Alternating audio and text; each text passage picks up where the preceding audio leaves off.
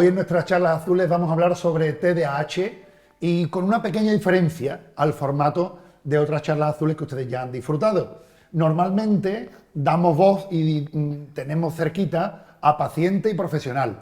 Ahora me van a entender, en esta ocasión son dos profesionales, porque nuestra paciente además es psicóloga, así que viene hoy a esta charla con información por todos lados, por su vivencia propia, por lo que ha estudiado, por formación. Os la presento y empezamos a escucharlas y a disfrutarlas.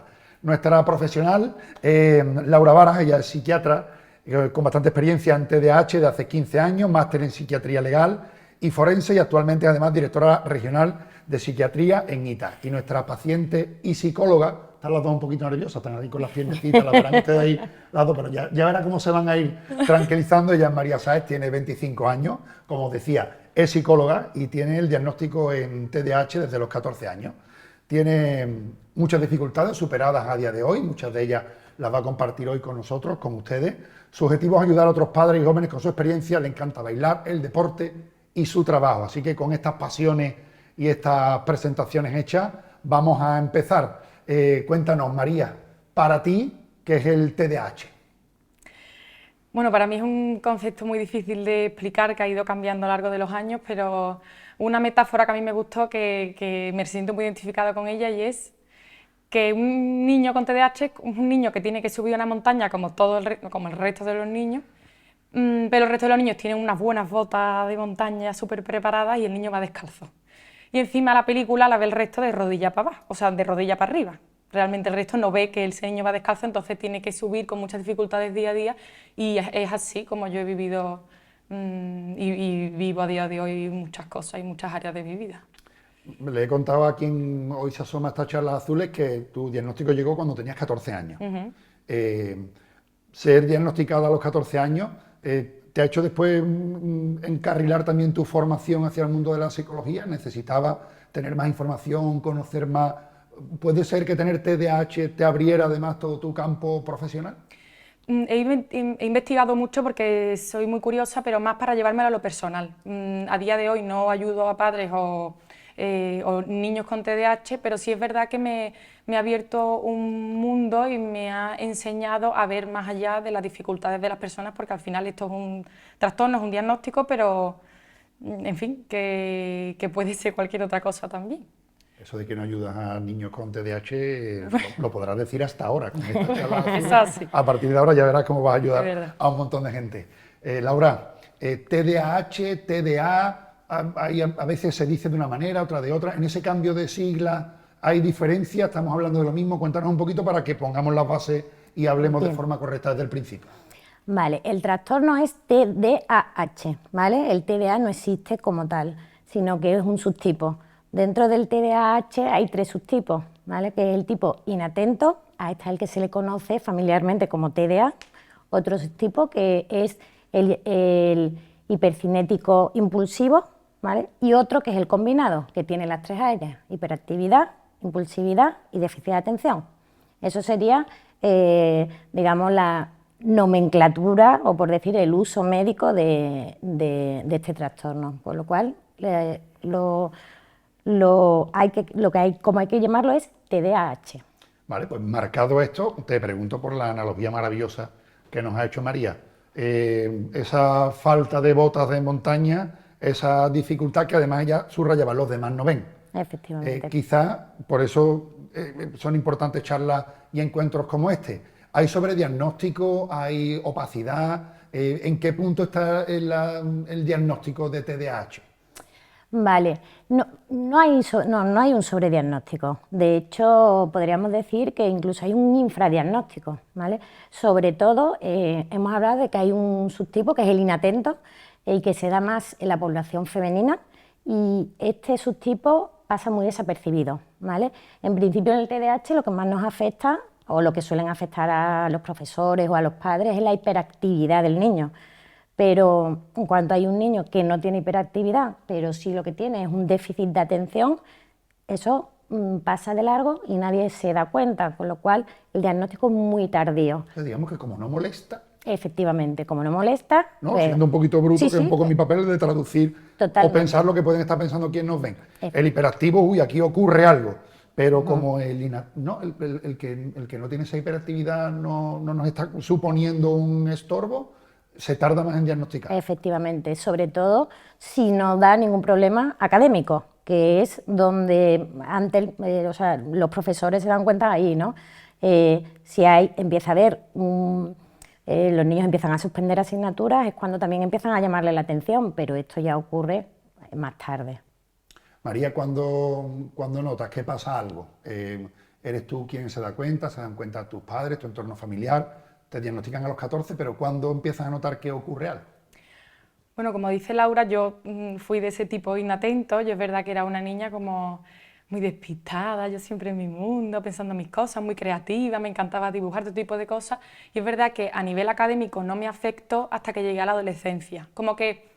Volviendo a la metáfora de la montaña, como que yo estaba pagando un precio, pero bueno, podía ir subiendo, podía ir desviando obstáculos y todo este tipo de cosas y empecé a sentir que me afectaba mucho cuando empecé a ser cada vez más disruptiva en clase, cuando yo sentía que el entorno me devolvía que yo era tonta, que yo me sentía de verdad que yo era tonta, que no era capaz de hacer las cosas, que ponía un esfuerzo y ese esfuerzo no era suficiente para llegar donde yo quería llegar. O sea, que la gente ponía un 10 para sacar un 10 y yo tenía que poner un 50 para sacar ese 10 y ni siquiera llegaba. Entonces, creo que me rebelé un poco contra el sistema, ahí sí empecé a ser más disruptiva en clase. O sea, pasé de ser la despistada a la disruptiva, a la que castigaban, a la que, en fin, la que llamaba la atención, y ahí sí fue cuando detectaron un problema y pues al final, en plan, le pude poner nombre. Laura, vamos a centrarnos en este momento en el que se diagnostica, se le pone nombre. Supongo que todos los padres que nos estén viendo ahora mismo, en los primeros años están viendo cuál es la personalidad de su hijo o de su hija, ¿no? Hay niños que son un poco despistados, hay niños que son un poco más nerviosos, pero ¿hay alguna edad en la que hay que estar especialmente atento o hay algún síntoma en el que observar especialmente para ver que podemos estar ante un diagnóstico de TDAH? A ver, realmente un síntoma en especial no hay, ¿vale? O sea, los síntomas en especial son la inatención, la hiperactividad y la impulsividad, que ocurre con más intensidad que en la media de otros niños de la misma edad, ¿vale? Pero ya, o sea, antes de los 7 años ya se puede hacer un diagnóstico de TDAH, ¿vale? Entonces, más que un síntoma en sí, es en la intensidad de esos síntomas y en lo que le afecte tanto al niño como al entorno y en su calidad de vida, ¿no? Me ha parecido magnífica lo que ha descrito María, porque eso que ella ha descrito ocurre con mucha frecuencia, ¿no? Pasé del despiste a alterar la clase, ¿no? Es una manera de decir, oye, que tengo un problema, ¿no? Y que necesito que alguien me escuche y que alguien vea que me pasa algo. Y pasa muchísimo, ¿no? En el subtipo inatento es una cosa muy frecuente. Supongo que la prevención, la detección temprana, ayuda a canalizar tratamientos, soluciones y a dar herramientas. ¿Sufrimos todavía quizá la falta de detección temprana por el estigma de la salud mental? Es como, ¿habría algún problema por llevar al niño o a la niña al psicólogo, al psiquiatra para que diagnostique? Y si no es TDAH, con las mismas para atrás y no pasa nada. ¿Hay miedo todavía a que te den un diagnóstico de este tipo y por eso se tiende a retrasar la visita a los profesionales? Sí, hay un miedo todavía a que tu hijo sufra un trastorno mental. O a que te lo digan, ¿no? Casi que el miedo es a que te lo digan. A que te lo confirmen tus Claro. sospechas, ¿no? Eso, hay un miedo real. Y además, en el TDAH tenemos que combatir también que hay muchos profesionales que a día de hoy no creen que exista el TDAH, ¿vale? Cuando es un trastorno del neurodesarrollo en el que la carga genética es bestial, es muy alta, es más del 90%. Entonces, nos encontramos una doble barrera. O sea, que tú pienses que a tu hijo le pasa algo, que te decidas, ¿no?, a llevarlo, que te digan, no, pero es que el TDAH no existe. Entonces, claro, ahí es otra vez como el padre otra vez, muchas veces se echan para atrás porque dicen, bueno, me estoy obsesionando, a mi hijo no le pasa nada. Entonces, creo que esto es muy importante, que todos los profesionales nos concienciemos de una vez por todas que el TDAH existe y que mientras antes se trate, como has comentado, bueno, la evolución va a ser mejor. Entiendo por tus palabras que es que hay profesionales que lo niegan o que no están de acuerdo con que sea algo a diagnosticar. Que no están de acuerdo con que exista, dicen que no existe. O sea, igual si llamas a la puerta de ese profesional y te dice que no existe, te acabas de quedar en un limbo extraño en el que tú crees que algo ocurre con tu hijo o con tu hija, pero el profesional no te ha dado solución. Efectivamente. Te dicen que, bueno, tu hijo es un niño normal, un poquito más movido, ya está, porque el TDAH es una invención. Bueno, pues igual es bueno saber esto por si Es se importante. toca alguna puerta de estos profesionales, digamos, negacionistas del TDAH, para que sigan tocando a otra puerta hasta que den con el diagnóstico y será el primer paso para llegar a las soluciones, a la herramienta. Te presentaba María diciendo que ha superado muchas de esas dificultades. Tú has subido varias montañas. ¿Cuáles han sido las más complicadas? ¿Cuáles han sido las dificultades que recuerdas con más complicaciones que hoy igual es estupendo compartir con quien nos está escuchando? Pues para mí una de las barreras, una de las montañas más grandes que he subido ha sido la de las etiquetas. O sea, el niño con TDAH está súper expuesto a etiquetas negativas que le devuelve el entorno y que luego son súper difíciles de combatir porque forman parte de tu identidad. O sea, yo llegué a creerme de verdad que yo era tonta, que no era capaz, que no me esforzaba lo suficiente, que siempre podía hacer un poquito mejor y es verdad que pagué un precio muy alto porque para poder combatir esas etiquetas lo hice desde la autoexigencia más absoluta, desde el perfeccionismo, desde el nunca suficiente y yo creo que esto se da mucho en niñas con TDAH, mujeres que como es de tipo inatento y pasan desapercibidas pero quieren llegar a esa expectativa, pues hacen un esfuerzo sobrehumano para llegar, llegan pero pagan un precio muy alto. Y a mí eso, junto con otros factores, pues me desembocó en un trastorno de la conducta alimentaria, que es al final, pues sí, yo lo resumiría en sentir que es nunca suficiente. Y ya te digo que descalza subí mi montaña, he llegado, he subido otras más, pero claro, tengo unas heridas en los pies que es súper, en fin, que a nivel de autoestima es que te deja una huella muy grande. Y no a lo mejor simplemente por lo que eres, sino por lo que te devuelve el entorno. Esto es lo típico que decíamos de si a tu hijo se le da muy bien las matemáticas y muy mal el arte, apúntalo a clases de matemáticas y no le apuntas a refuerzos de arte. Pues tú un poco igual. O sea, el niño con TDAH siempre está castigado sin hacer lo que le gusta y eso a nivel de autoestima merma mucho porque al final siempre se queda con el mensaje de que no es capaz porque siempre está expuesto a un contexto muy difícil que es el académico, por ejemplo. Y a lo mejor el chaval la leche en fútbol y lo castigan sin fútbol porque suspende. Entonces creo que a nivel contextual y del entorno el TDAH sufre mucho por eso, por lo que le devuelve el ambiente. Me parece muy interesante lo que planteas. El entorno te devuelve que eres tonta, pero tu forma de contestar es autoexigirte al 1000%, acaba subiendo la montaña, pero como tú bien dices, con muchas heridas en los pies, incluso pagando como peaje tu salud mental. Totalmente. Y antes de subir la montaña, no la subo. O sea, que tú crees que no la subo, te rebelas.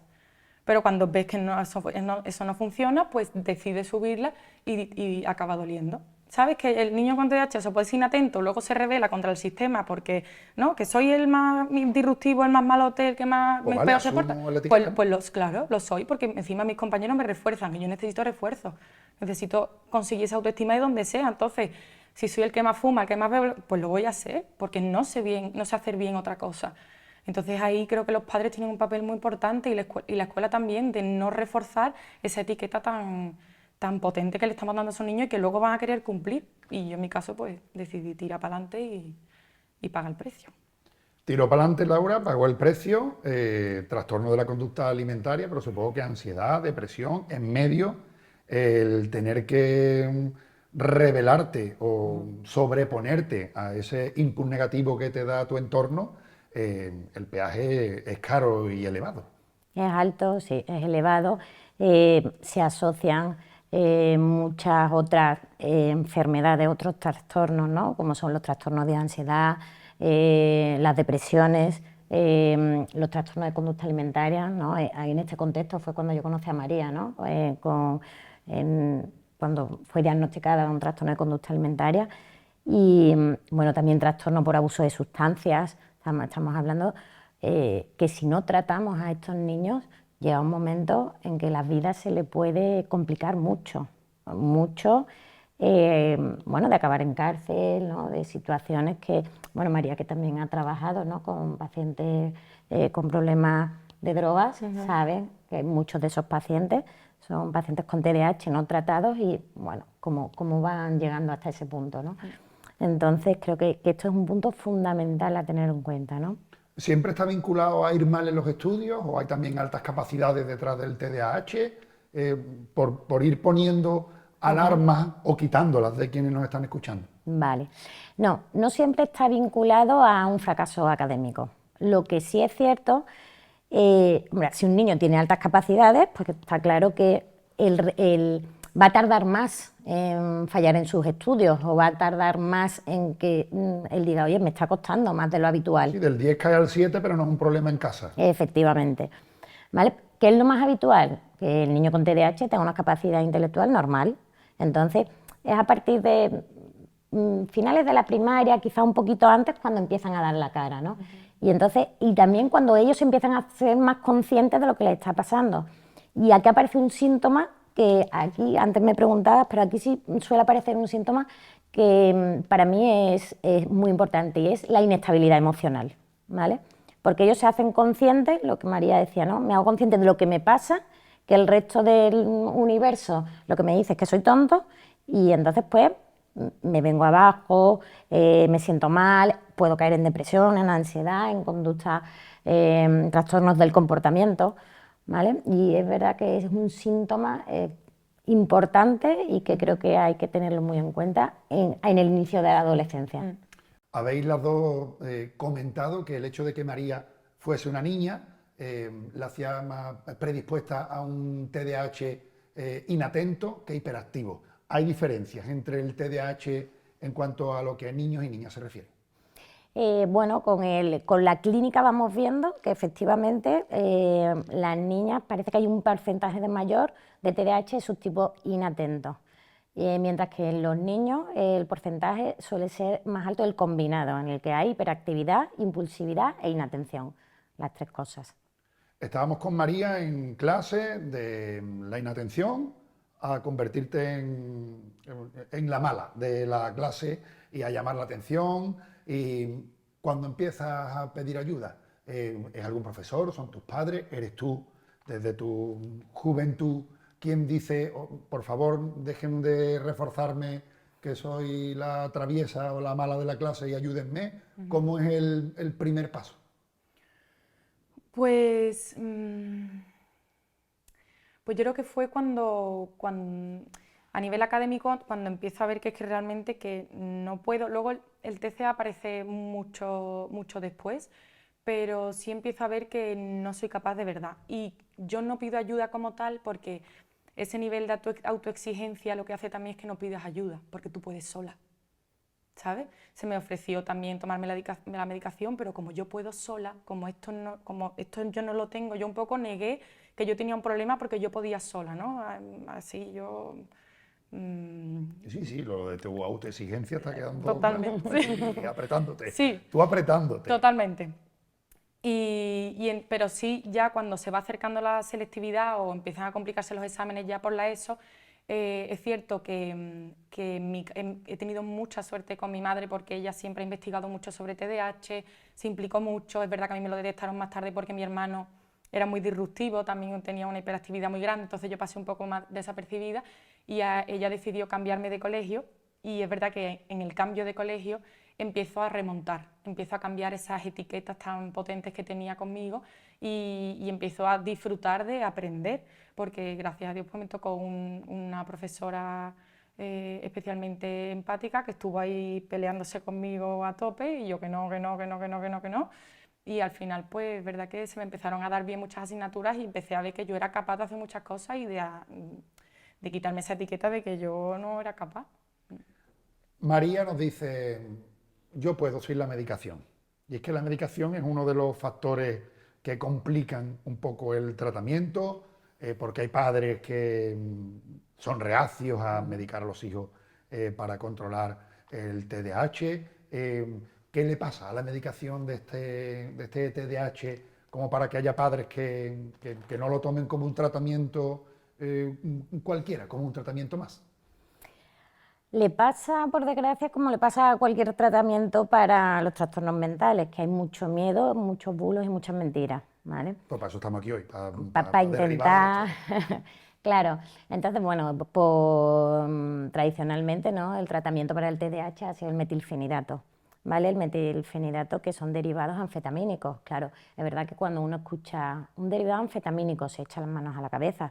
Evidentemente es una medicación totalmente controlada, que no provoca ningún tipo de adicción y que la podemos utilizar sin ningún problema, tiene estudios hechos, o sea que tiene efectos secundarios, claro, como cualquier otra medicación, pero bueno, para eso estamos los profesionales, para ir controlando cómo son estos efectos secundarios, los pros y los contras.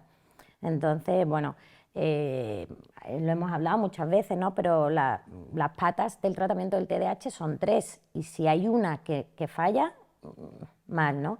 Que es, digamos, pues el apoyo psicológico, el apoyo académico y el fármaco. El fármaco es importante. Entonces, es verdad que hay mucho rechazo por parte de los padres, pero viene por eso, por el miedo a que el niño genere una adicción del fármaco. Y entonces ya digo que no, el metilfenidato no genera ningún tipo de adicción, ni la desanfetamina, ni la tomoxetina, o sea, todos los tipos de medicación que hay para tratar el TDAH. O sea, me parece esta quizá el clip más importante de toda esta charla, porque quizá incluso siendo consciente de que puede haber TDAH, el rechazo al tratamiento viene en casi todos los casos por aquí, por ese bulo o por esa leyenda que corre en la calle de que provoca adicción y no quiero darle al niño algo a lo que no quiero que al niño se me enganche a las pastillas. Queda desmentido desde esta charla azul y creo que esto va a hacer mucho, mucho bien. Tú no lo decías, María, no, yo con las pastillas no puedo sola. Tú de alguna manera igual eras partícipe en ese momento de ese bulo y creías que sin pastillas era mejor. Sí, yo creo que era sobre todo parte de esa autoexigencia tan grande, ¿no? Como soy capaz de hacerlo, pero pago ese precio tan alto que digo. También creo que la medicación es un recurso maravilloso que yo lo usé ya más adelante, pero más relacionado con el TCA, porque otro síntoma que no se habla mucho del TDAH es la impulsividad. Y el tema de los atracones, el tema de adicciones relacionados con el TDAH en general es por esa impulsividad tan grande y esa falta de asumir consecuencias ya en la cabeza, ¿no? Es como, voy a hacer esto, pero otra persona sí piensa la consecuencia, pero un TDAH muchas veces no. Entonces la adicción por eso es tan... O sea, que hay un miedo a que genere adicción, pero es que luego tu hijo tiene más probabilidades de generar una adicción si no la toma. Y otra cosa que quiero decir sobre la medicación es que el TDAH es un trastorno que también es ambiental, o sea que mientras el ambiente trastorne menos al niño, ese niño va a sufrir menos, que no es solo me tomo la pastilla y punto, es cambio el entorno y cambio el comportamiento con respecto al niño para que el niño también pueda adaptarse mejor al entorno, porque este es un sistema hecho para gente que no tiene este trastorno, por eso trastorna. Que a lo mejor ese niño en la selva, pues el que más caza, el que más vigila, el que mejor lleva, ¿sabes? El que asume más riesgo porque hay que asumirlo y en este contexto, pues este niño acaba teniendo un trastorno. Estamos viéndolo y está siendo un lugar común en todas las charlas azules. Estamos ante un diagnóstico, pero la discapacidad suele estar en el entorno. Es el entorno el que no está preparado para encajar ese diagnóstico, esa condición. Pues vamos con el entorno. ¿Qué tienen que hacer los padres, los familiares de alguien diagnosticado con TDAH y qué no tienen que hacer bajo ningún concepto? Pues es que muchas veces, bueno, me gustaría dirigirme a los padres como no solo padres de estos niños, sino personas. O sea, personas que tienen dificultades, personas que muchas veces no toleran la frustración. O sea, que esos padres se observen en otros contextos que no son con sus hijos.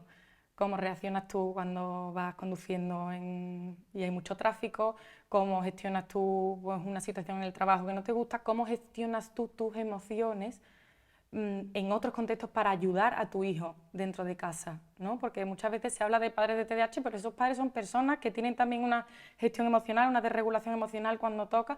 y que muchas veces que pierdas los nervios con tu hijo, a lo mejor es que no te estás viendo en otros contextos como también pierdes los nervios, y que muchas veces esos padres se enfrentan a esos niños y no se dan cuenta de que poniéndose en vez de enfrente, poniéndose al lado, haciendo compañía, siendo un equipo, enfocados en un objetivo común, ese niño llega mucho más lejos y tiene un referente y una figura de apoyo muy grande al lado. Y sé que es difícil porque son niños muy frustrantes, muy guerreros, muy cañeros, pero en fin, que al lado ese niño de verdad que se agarra y te coge, que lo agradecen mucho.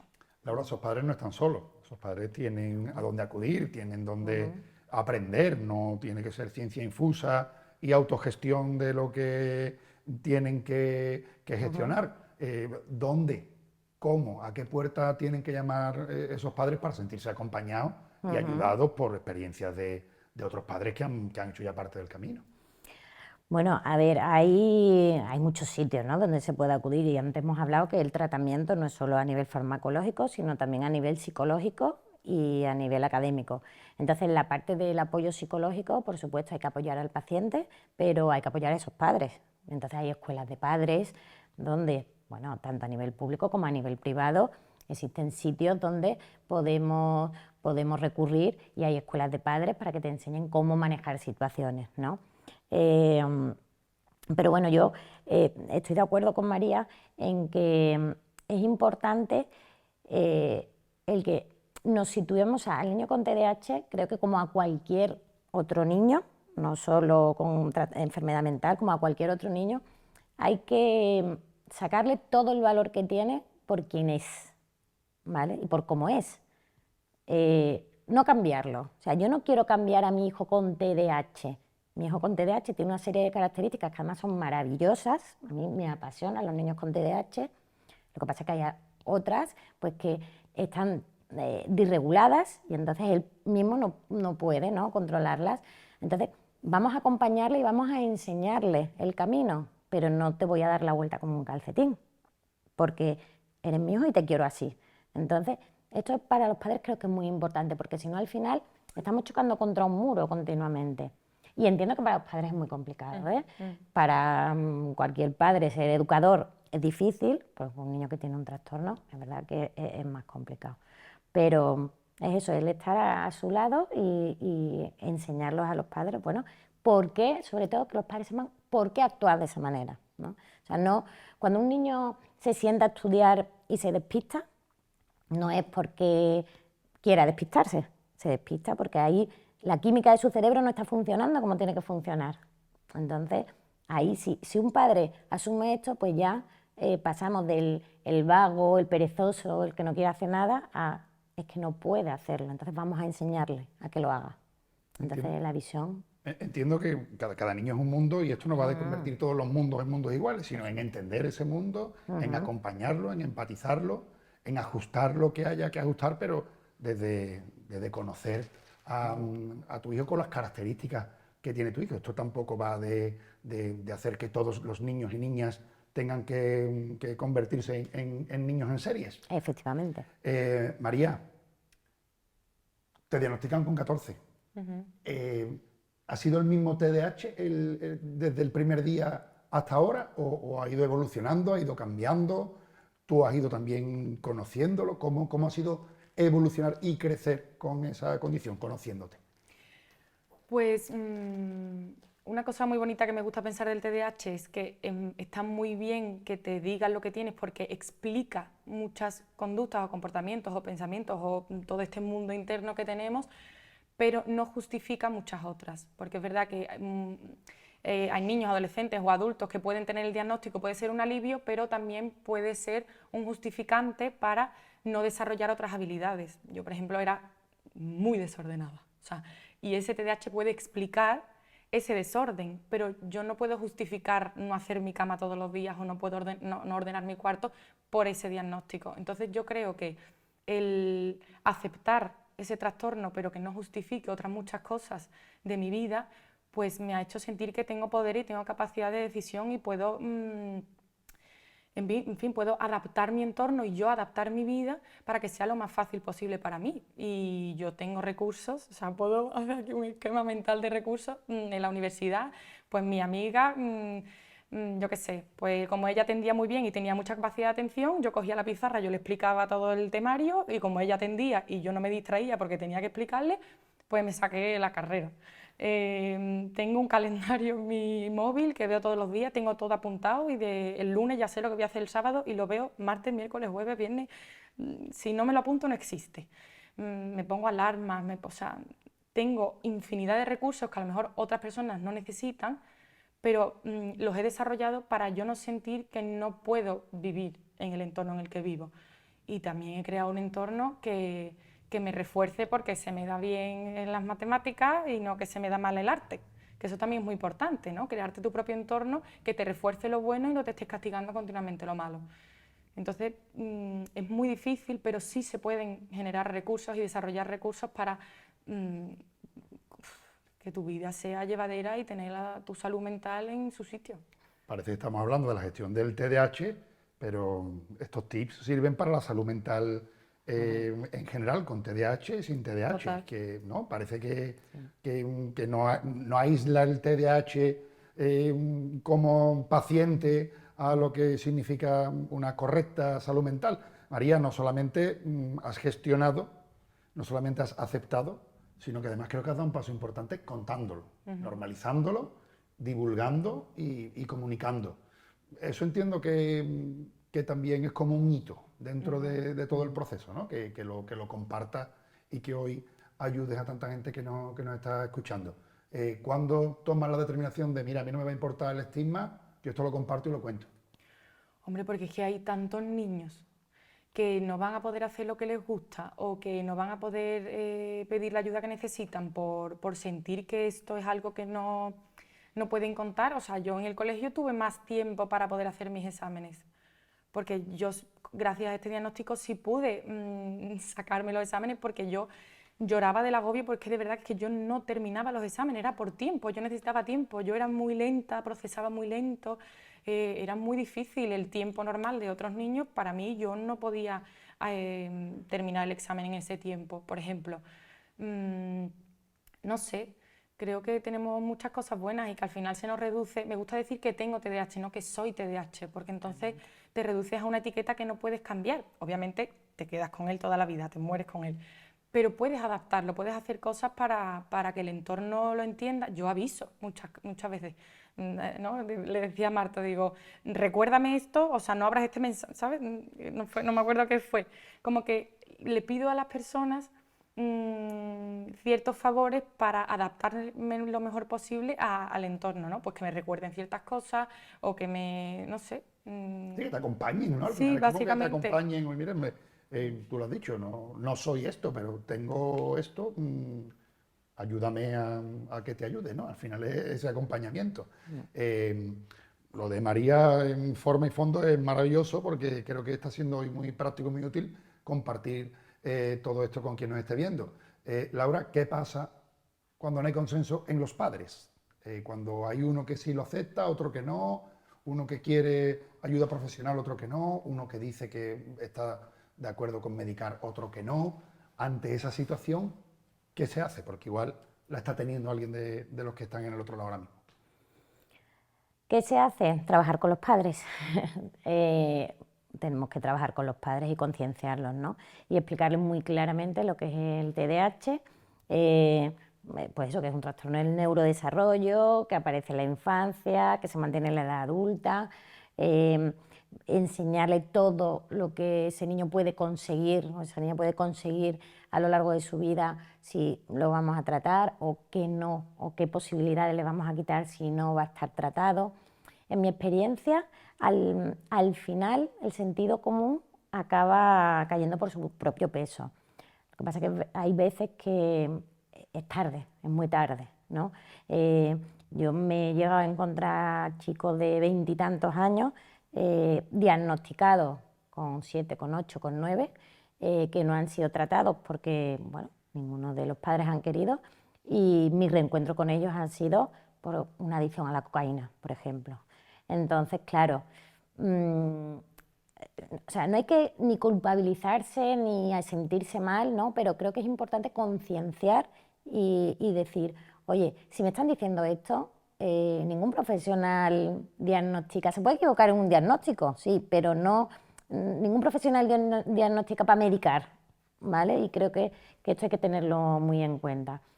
Ya digo que es trabajar con los padres, esa conciencia, que muchas veces es más difícil trabajar con los padres que con el propio niño. El propio niño, bueno, va allí y ya está, y hace lo que le digan, por lo menos hasta que llegue la adolescencia, que ahí ya hay otro toro que lidiar, ¿no? Pero mientras son niños, son muy manejables. Pues ese miedo de los padres, ¿no? Al estigma social, al que dirán, al fracaso como padre. Por eso digo que creo que hoy es maravilloso poder disfrutar de un testimonio como el de María, que ya están viendo, psicóloga estupenda, maravillosa, autoconsciente de cómo gestionar su día a día, pero además has dicho algo antes que a mí me pareció maravilloso. Si hay algún problema puede que esté también en el entorno, porque igual en la selva es el que más caza, el que más vigila. O sea, hay puntos positivos. ¿Cuáles son tus puntos positivos? ¿Qué te ha regalado el TDAH? Pues creo que una creatividad brutal, porque es verdad que yo como me enfoque en algo soy como, o sea, otro síntoma, ¿no? Que es ese hiperfoco, que una vez te enfocas en algo que te gusta eres imparable, porque es que además me lo noto y gracias a Dios pues puedo disfrutar de este trabajo que me encanta. Y además otra anécdota de la universidad es que yo le decía a mis compañeros, estos 3 meses no voy a hacer nada, no asustéis.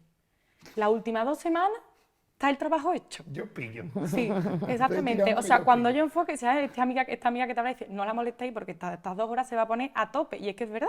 Y rindo el triple que otras personas. Pero es verdad que el siempre ir con el agua al cuello, tal, pues también pasa factura. Creo también que ese nervio que tengo pues me ayuda también a esa creatividad. Creo que tengo también una forma de ser muy expansiva cuando estoy en un entorno en el que me siento cómoda. No sé, creo que te da muchas cosas buenas que están ahí, pero que si no se valoran y no se ponen el foco y en casa no se potencian, se quedan en nada y al final ese niño lo que se cree de él o esas etiquetas que tiene son estas que son tan negativas y que merman tanto, ¿no? En la autoestima. Laura, ahora como terminemos, no te vayas, que creo que lo que me falta es el diagnóstico nada más. Escuchando a María, creo que lo que me falta es que hablemos tú y yo ahora. Y ahora vemos lo mío.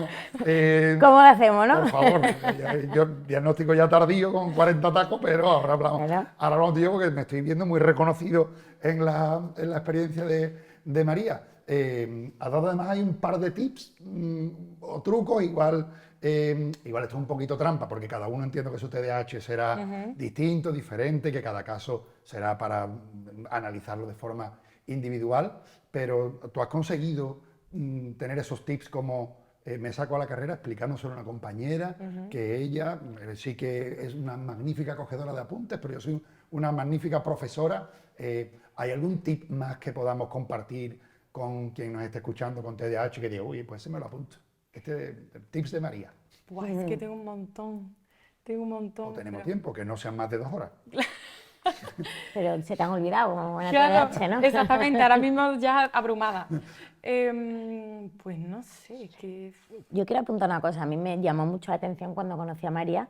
Yo la vi y me dijo, mira, Laura, es que vengo porque mi psicóloga me ha dicho que tengo TDAH. Y ya hablando con ella, me dice, bueno, en realidad yo fui diagnosticada con 14 años, ¿no? Y entonces estuvimos hablando. Entonces ella empezó a contarme cosas que hacía y yo, claro, le decía, María, es que lo que te falta es la medicación. Y entonces ella me explicó todo esto, ¿no? Ella me contó por qué no había tomado medicación hasta el momento, pero tenía una cantidad de herramientas que había desarrollado en ese momento que yo era yo la que tomaba nota para después decirle a mis pacientes, oye, pues puedes hacer esto, puedes hacer aquello, ¿no? Y quiero apuntar una cosa, bueno, quiero que lo cuente ella, si a ella le parece bien, ¿cómo fue el primer día que tomaste la medicación? Porque, de verdad, hablando un poco antes de la importancia de la medicación, ella que ha sido una persona que ha estado sin tratamiento y con tratamiento, ¿Notaste la diferencia? ¿El tratamiento lo notaste? Yo cuando me tomé la medicación por primera vez, yo lloré. Yo lloré de la emoción de decir, yo no me puedo creer que las personas normales tengan esta calma mental.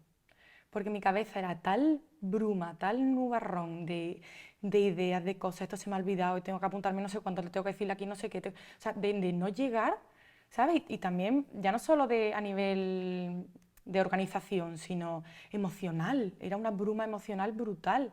Y cuando yo me tomé la medicación, yo lloré y decía, es que no me puedo creer que sea esto. Y encima fue justamente cuando me diagnosticaron el TCA, que tenía unos atracones brutales, esa época fue horrible.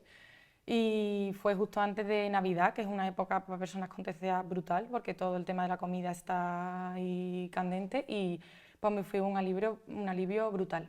Ya te digo, que puedes desarrollar recursos, puedes buscarte la vida como sea, puedes contar con gente de tu entorno, pero es verdad que la medicación fue ya la guinda. A día de hoy no la tomo, porque siento que he creado ese entorno donde puedo estar a gusto y estudio hago algo que me gusta, en fin, pero en ese momento sí era súper necesario para mí. María, te voy a pedir por favor que mires a cámara y que le digas lo que te dé la gana a quien nos está escuchando y viendo, sabiendo que tiene TDAH y dirígete a ellos. Es que lloro. Pues yo quería decir que,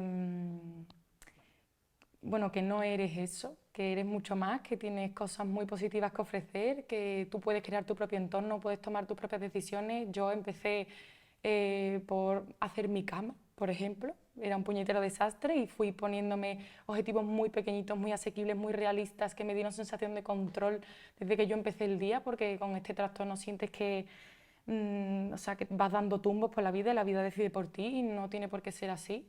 Con el tema del cuarto, pues a día de hoy tengo todo muy ordenado, mi armario está estupendo y este trastorno no me ha limitado para poder sentir que mi entorno tiene un orden y sobre todo ese orden lo hago por cariño, porque estamos muy desconectados de nuestro cuerpo, de nuestras sensaciones, vamos a donde nos dicen que vayamos y muchas veces tenemos que pararnos a pensar y sentir lo que estamos sintiendo y respetarlo y tratarnos con ternura porque somos muy exigentes con nosotros mismos, nos hablamos muy mal, tenemos un diálogo interno muy duro y creo que si nos acompañamos a nosotros mismos vamos a llevar la vida mucho mejor y el entorno lo va a percibir y pues eso quiero decir. Pues tengo mucha suerte de estar pudiendo vivir esta charla azul y de estar escuchando a sus protagonistas con profesionales al lado, con la formación y la empatía necesarias como para hacer esto con todo el cariño, toda la rigurosidad, pero también con toda esa capacidad de normalizar lo que es normal. Muchas gracias a las dos, Laura, María. Estas han sido nuestras charlas azules hoy sobre TDAH y prontito volvemos a encontrarnos. Insisto, servidor tiene mucha suerte de estar pudiendo vivir unas charlas tan extraordinarias como esta.